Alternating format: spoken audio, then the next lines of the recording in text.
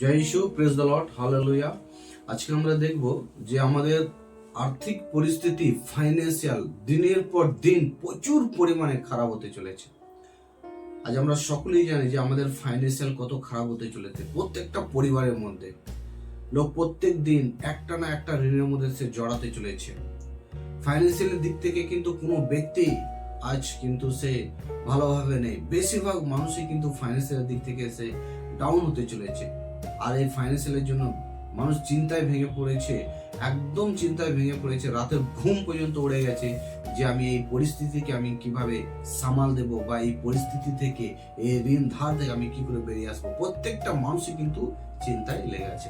Bible আমাদের কি শিক্ষা দেয় যে আমরা এই ফাইন্যান্সিয়াল, এই খুব খারাপ ফাইন্যান্সিয়াল থেকে আমরা কিভাবে বেরিয়ে আসবো। বাইবেল থেকে কি শিক্ষা আমি এখানে বলতে চাই। দ্বিতীয় রাজাবলী 4:1-7 পর্যন্ত আমি বলে দিচ্ছি কি ভাববাদীদের এক শিষ্য ছিলেন। ভাববাদীদের এক শিষ্য ছিলেন। উনি শিষ্য বিয়ে করেছিলেন, তার স্ত্রী ছিলেন, তার 2 সন্তান ছিল। কিন্তু হঠাৎ সেই শিষ্য একদিন মারা যায়। আর উনি যখন বেঁচে ছিলেন, তিনি এখান সেখান থেকে তিনি ঋণ করে তিনি জীবনযাপন করতেন, ধার দেনা করে জীবনযাপন করতেন। আজকালও আমরা যারা পরিবার চালায়, অনেক পুরুষ আমরা এখান ওখান থেকে কিছু না কিছু আমরা ধার বাকি করে থাকি। ঠিক সেভাবে এলিশিয়ারও যে এখানে দেখছি যে ভাববাদী ছিলেন, সেই ভাববাদীর যে শিষ্য ছিলেন, ওই শিষ্য কিন্তু এই কিছু তিনি অর্থ তিনি ধার করে নিয়ে এসেছিলেন, আর যার দ্বারা তিনি তার পরিবার চালাচ্ছিলেন। কিন্তু হঠাৎ সেই শিষ্য একদিন মারা যান। আর সেই শিষ্য মারা যাওয়ার কারণে যার কাছ থেকে তিনি ধার নিয়েছিলেন, সে মালিক এসে সেই স্ত্রীর কাছে এসে তিনি দরজা কড়া নাড়ছিলেন আর বললেন কি আপনার স্বামী ধার করে গেছে, আপনি সেই টাকা দিন, আমাদের করে ফেরত দিন, না হলে আমরা আপনার সন্তানদের ঘরে নিয়ে গিয়ে সেই যতদিন না তারা পরিশোধ করছে ততদিন আমরা কাজ করবো। আর ভাবুন এই পরিস্থিতিতে সেই স্ত্রী কি করবে। এরকম আজকে যদি এরকম কোনো পরিস্থিতি আপনার সামনে যদি চলে আসে, কোনো মহিলার সামনে, কোনো স্ত্রীর সামনে যদি চলে আসে, সেই মহিলা কি করবে? আমরা জানতে পারি যে সেই মহিলা কি করতে পারে। সে অনেক কিছু করতে পারে। সে খারাপ রাস্তায় চলে যেতে পারে, সে তার ইজ্জত দিয়ে দিতে পারে, বা অনেক কিছু সে করতে পারে, বা তার ছেলেকেও দিয়ে দিতে পারে, বা এখানে কিন্তু অনেক রকমের ঘটনা ঘটতে পারে। কিন্তু এইখানে আমরা দেখছি এই মহিলা কিন্তু তিনি তার মধ্যে সেই ধার্মিকতাটা কিন্তু তিনি বজায় রেখেছিলেন। সেই সময় সেই পরিস্থিতিতে তিনি কারো কাছে ছুটছেন না, তিনি ঈশ্বরের লোকের কাছে ছুটছেন, ঈশ্বরের দাসের কাছে ছুটছেন। আর ঈশ্বরের দাসের কাছে সে যখন তিনি ছুটছেন গিয়ে তিনি বলছেন পুরো ঘটনাটাকে, যখন তিনি বলছেন যে এরকম আপনার শিষ্য ছিল আমার হাজব্যান্ড, উনি তো মারা গেলেন, উনি ধার করে ঋণ করে নিয়ে এসেছিলেন, সেই মালিক এখন সেই ঋণ তিনি সে অর্থ তিনি এসে আমাকে চাইছেন, আমি কোথা থেকে দেব। এবং উনি বলেছেন যদি আমি অর্থ না পরিশোধ করতে পারি, তিনি আমার সন্তানদের ঘরে নিয়ে গিয়ে তিনি পরিশোধ করবেন, আপনি বলুন আমি কি করব। তখন সেই প্রভু দাস বলছেন আপনার বাড়িতে কি আছে, আপনার বাড়িতে কি আছে, আপনার বাড়িতে কি আছে। লাস্টে সে বিধবা মহিলা তিনি বলছেন কি আমার বাড়িতে একটুখানি কুপিতে তেল আছে। প্রভু দাস বলছেন ওই তেলকে নিয়ে এসো। সেই তেলকে প্রভু দাস নিলেন, সেটাকে আশীর্বাদ করেন আর বললেন তোমার বাড়ির আশপাশে প্রতিবেশীর কাছে যত খালি থালা হোক, গ্লাস হোক, বালতি হোক, সমস্ত কিছু তোমরা চেয়ে নিয়ে এসো। আর সেই সমস্ত খালি পাত্রের মধ্যে তোমরা তেল ঢালবে, আর যেটা তেলে ভরে যাবে সেটা তোমরা সরাবে। এইভাবে তার 2 সন্তান সমস্ত তার প্রতিবেশীদের কাছ থেকে হাঁড়ি থেকে, বালতি থেকে, গ্লাস থেকে, লোটা থেকে সমস্ত খালি পাত্র তারা নিয়ে এলেন আর তেল ঢালেন। আর পুরো ঘর তেলের মধ্যে পরিপূর্ণ হয়ে গেল। আর কোনো বার্তানি থাকলো না তাদের কাছে তেল ঢালার জন্য। লাস্টে বেলায় সেই তেল কি হয়ে গেল, সেই ব্লেসিং দাঁড়িয়ে গেল। ফের সেই বিধবা মহিলা তিনি কি করলেন, সেগুলো ছেড়ে দিয়ে ফের তিনি প্রভু দাসের কাছে গেলেন আর গিয়ে বলছেন আমি কি করব, এতগুলো তেল হয়ে গেছে। তখন সেই প্রভু দাস একটাই কথা বলছে, কি বলছেন জানেন? তিনি বলেন যাও তুমি বাইরে গিয়ে তোমার সমস্ত প্রতিবেশীদের কাছ থেকে খালি পাত্র চেয়ে নিয়ে আসো। ওগুলো নিয়ে এলেন। তারপরে বলছেন পরে সে গিয়ে ঈশ্বরের লোককে খবর দিল। তিনি বলেন যাও সেই তেল বিক্রি করে তোমার দেনা শোধ করে দাও, এবং যা বাকি থাকবে তা দিয়ে তুমি তোমার ছেলেদের দিন কাটাও। হালেলুয়া। তার 4:7 লেখা আছে কি প্রভু দাস বলছেন যাও সে সমস্ত তেল বিক্রি করো, আর সেগুলো বিক্রি করে কি করে তুমি তোমার ঋণকে পরিশোধ করো। আজ হতে পারে আপনি ঋণী হয়ে গেছেন, হতে পারে আমি ঋণী হয়ে গেছি, হতে পারে আমাদের কোনো বিশ্বাসী ভাই বোন ঋণী হয়ে গেছে, হতে পারে কোনো মা বাবা ঋণী হয়ে গেছে, কিন্তু সে প্রত্যেক দিন চিন্তায় ভেঙে পড়ছে যে আমি কি করব, আমি সেই ঋণ থেকে আমি কি করে বেরিয়ে আসবো। আজকে আমাদের এটা পড়ার প্রয়োজন আছে। এই দ্বিতীয় রাজাবলী এই 4 অধ্যায় 1 থেকে 7 পর্যন্ত পড়ার প্রয়োজন আছে, মনন করার প্রয়োজন আছে, ভাবনার প্রয়োজন আছে। এটা পড়ে আমাদের সঠিক বিশ্বাস আনার প্রয়োজন আছে, সঠিক ভয় রাখার প্রয়োজন আছে, সঠিক ঈশ্বরের আদেশকে মেনে চলার প্রয়োজন আছে আমাদের জীবনে। আমার প্রিয়, আমি বলতে চাই, ঈশ্বর যখন আমাদের মায়ের কোকে, বাইবেল বলছে তুমি যখন মায়ের কোকের মধ্যে ছিলে আমি তোমাকে মনোনীত করেছি, তুমি জগতে পা রাখার আগে আমি তোমার নাম দিয়েছি। তো ঈশ্বর যখন আমাদের করে মনোনীত করেছেন তার সন্তান হিসেবে, আমাদের করে বেঁচেছেন তার রাজ্যের লোকের হিসেবে, তাহলে আগেও ঈশ্বর আমাদের ঘরে ছাড়িয়ে দিয়ে যাবেন। হালেলুয়া। আমাদের মজবুত বিশ্বাস আর ভরসা আর ইমানদার ভাবে ধার্মিকতা আর ভয় রেখে আমাদের প্রিয় আমাদের ঘরে জীবনে এগিয়ে যাওয়ার প্রয়োজন আছে। হালেলুয়া। ঈশ্বর যখন আপনাকে ডেকেছেন, উনি সমস্ত কিছু আমাদের জীবনে যা কিছু আজ ঘটছে, যে পরিস্থিতির মধ্যে আজ আমরা জীবন যাপন করছি, এই পরিস্থিতি থেকে ঈশ্বর আপনাকে বার করবেন। হালেলুয়া। উনি যে কোনো উপায়ে উনি আপনাকে আর আমাকে উনি বার করে নিয়ে যাবেন। এইখানে আমরা দেখছি বিধবা মহিলা, তিনি সেই ধার্মিকতাকে তিনি ধরে রাখলেন, আর ঈশ্বর কি করলেন, সেই ঋণ থেকে বিধবা মহিলাকে বার করলেন। হালেলুয়া।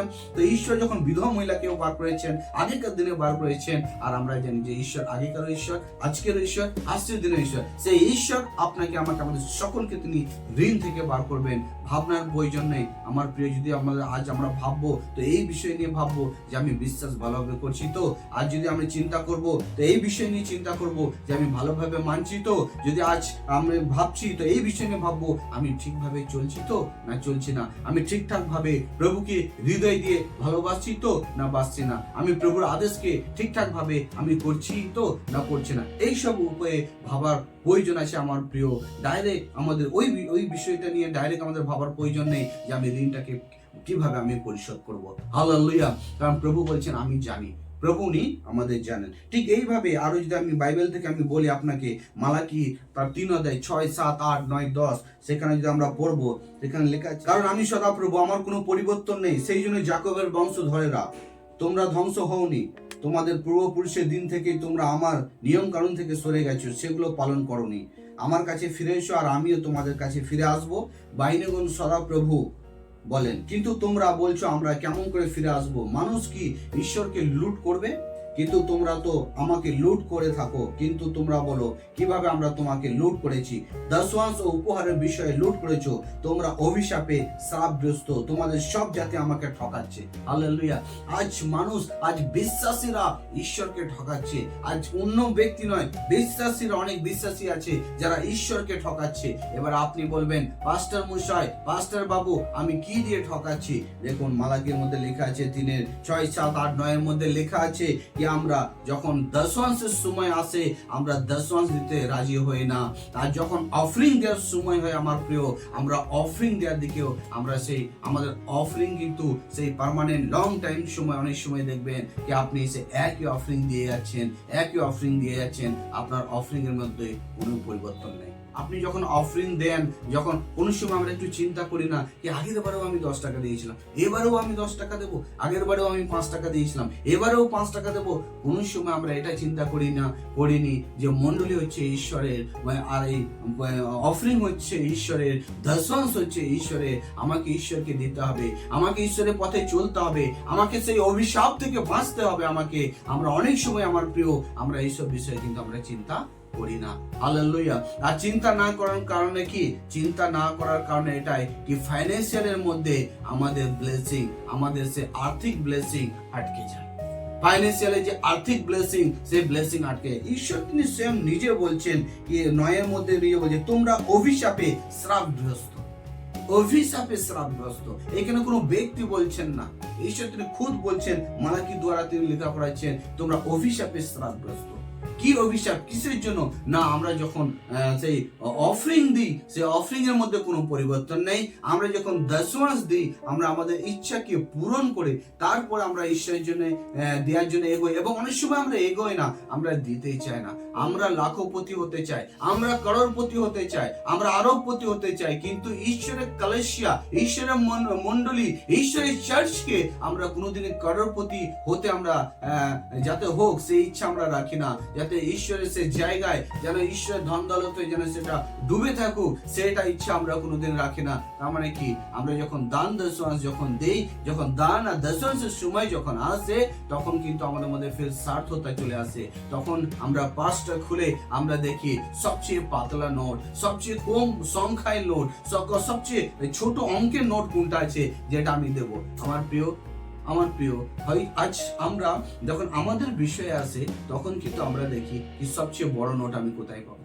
যখন আমাদের বিষয়ে, আমাদের বডির বিষয়ে আসে, আমাদের জীবনযাপনের বিষয় আসে, তখন আমরা চিন্তা করি কোথায় লাখ টাকা পাবো, কোথায় 1000 টাকা পাবো, কখন আমি করোড়পতি হয়ে যাব, কখন আমার কাছে অর্থই পরিপূর্ণ থাকবে। আর যখন আমরা ঈশ্বরের গৃহে, যখন ঈশ্বরের সময়ে, যখন আমরা ঈশ্বরের জায়গায় যখন গিয়ে আমরা পৌঁছাই, তখন কিন্তু আমরা ফের একটু পেছিয়ে যাই। আমরা ভুলে যাই যে ঈশ্বর আমার অফরিংকে দেখছেন, ঈশ্বর আমার দশমাংশকে দেখছেন। Hallelujah, hallelujah.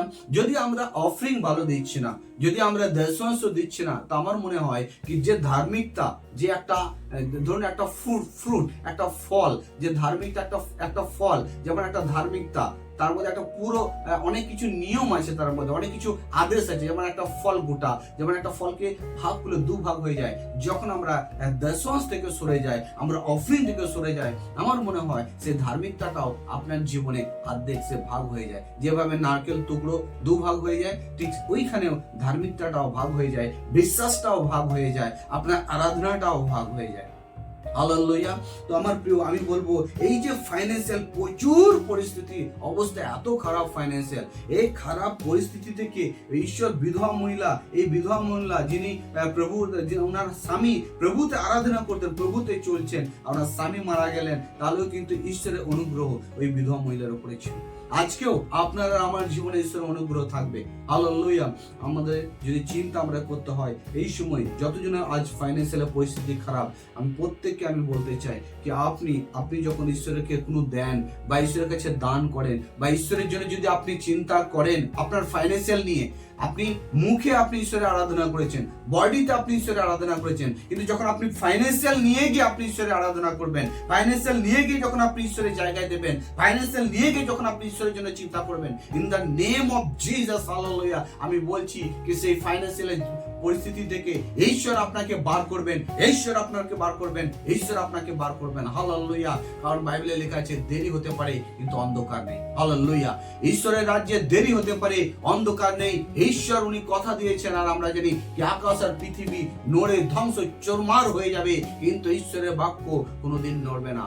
ঈশ্বর যা বলেন তা তিনি করে দেখান। হালেলুয়া। আমার প্রিয়, আজকে যে বাক্য ছিল সেটা কি, আজ যদি আমরা ফাইন্যান্সিয়ালকে ভালো করতে চাই, এই ফাইন্যান্সিয়ালের খারাপ পরিস্থিতি থেকে বেরিয়ে আসতে চাই, তাহলে আমি বলবো আমাদের ঘরে দান দশমাংশ এবং যে ভেট, সেই সবের উপরে আমাদের ঘরে চিন্তা করতে হবে। আর ফাইন্যান্সিয়াল নিয়ে গিয়ে আমাদের ঘরে ঈশ্বরের আরাধনা করা দরকার আছে। অনেক জায়গায় দেখবেন এখনো মানুষ, অনেক পাদ্রী, অনেক প্রচারক, তারা তিরপলের নিচে জল পড়ছে, বৃষ্টি পড়ছে, সেই নিচে তারা আরাধনা করছে, প্রশংসা করছে।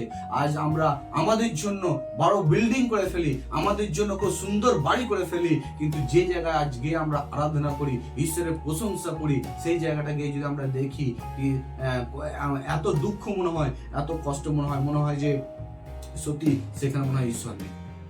হালেলুয়া।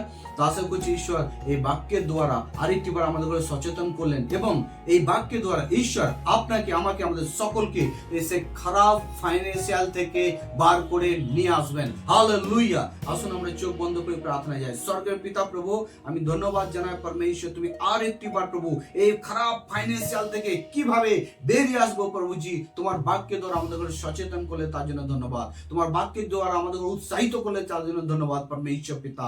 প্রভু তুমি শেখালে প্রভু গো কি আমরা কিভাবে সেখান থেকে বেরিয়ে আসতে পারবো।